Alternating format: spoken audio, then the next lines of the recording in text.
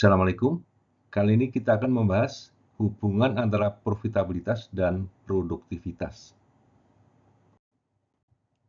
Di sini kita akan bahas hubungan antara input dan output, beberapa konsep produktivitas, dan sekilas tentang kaitan antara profitabilitas dan produktivitas. Kita nanti juga akan membahas tentang 5 konsep produktivitas. Kita mulai dengan hubungan antara efisiensi dan efektivitas. Jadi kalau kita lihat pada bagian ini, bahwa produktivitas adalah pertemuan antara output dengan input.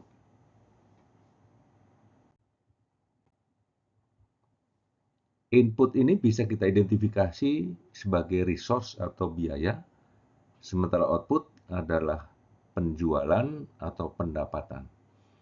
Jadi di sini pertemuan antara pendapatan dan biaya akan memunculkan beberapa jenis perhitungan produktivitas. Terdapat 5 teknik peningkatan produktivitas yang bisa kita lihat bersama. Yang pertama adalah work effectively, yang kedua reduce cost, yang ketiga adalah pare down, yang keempat adalah work smarter, yang kelima adalah manage growth. Kita akan lihat satu persatu. Work effectively pada dasarnya adalah suatu tema umum dari produktivitas, yaitu mempertemukan antara output dengan input. Jadi, output meningkat, input menurun akan menciptakan produktivitas.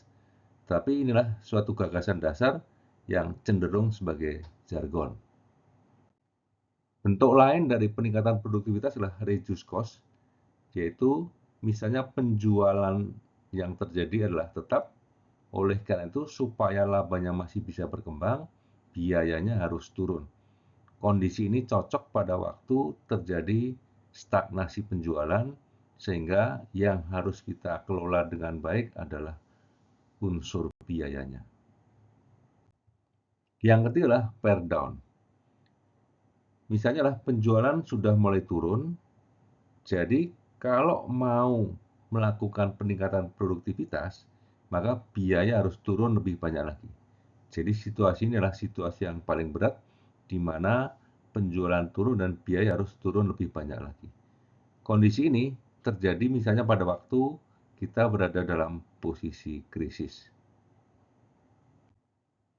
Yang keempat adalah work smarter, yaitu biaya tidak berubah, sementara penjualan mengalami peningkatan. Jadi kondisinya misalnya adalah saat kita baru pulih dari krisis, di mana bekas atau jejak dari biaya yang sebelumnya kita hemat masih terasa, sementara sudah terlihat mulai peningkatan penjualan. Jadi ini adalah suatu kondisi yang biasanya muncul pada waktu kita baru keluar atau pulih dari krisis.